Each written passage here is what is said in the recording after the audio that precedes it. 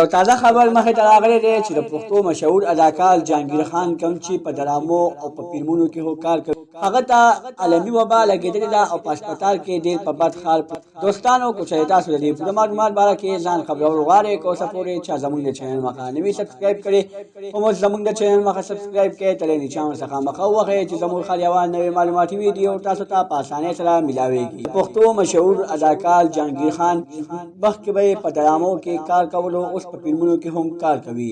ویل کېږي چې د په فلمونو کې ډېره زیاته بې شرمي راغستې وه خو چې کله د پسې خلکه ولګېدل او دغې خلاف احتجاجونه شروع کړل نو بیا د په فلمونو کې خپله بې شرمي لږه کمه کړه خو اوس یو نوی خبر په سوشل میډیا باندې ډېر تیزۍ سره خپور شوی دی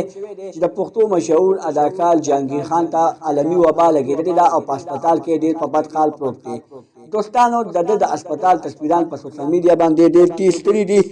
او په هغې کې دا ښکاري چې جهانګیر خان په هسپتال کې ډېر په بد حال پروت دی او وایي چې زما لپاره دعا کوئ چې ماله الله تعالی صحت راکړي دوستانو که موږ سوچ وکړو د پښتو چې کوم مشهور اداکاران دي هغوی اول مخکې شي او بیا کله بیمار شي نو بیا یې خلکه ایر کړي دوستانو دغه رنګې جهانګیر خان خو ډېر مخکې شوی و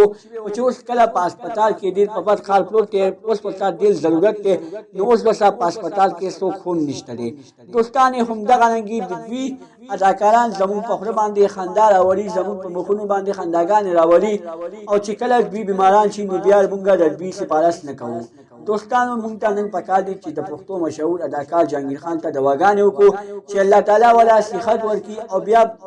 په روغه جامه باندې وګرځي همدارنګې نن ورته عالمي وبا بېګا ویسه ورته لګېدلې ده او په هسپتال کې ډېر په بد حال وایي چې ما ته د دواګانو ضرورت دی ما ته دواګانې کوئ چې ماله الله تعالی صحت راکړي او بیا واپس د ستاسو په مخونو باندې خنداګانې راولو دوستانو دا و زموږ نننۍ خبر کو زموږ دا خبر هم خوښ شوی وي زموږ د چینل مخه سبسکرایب کړئ تر نشان څخه مخه ووهئ زموږ خل یوه نوې معلوماتي ویډیو تاسو ته په اسانۍ سره میلاویږي والسلام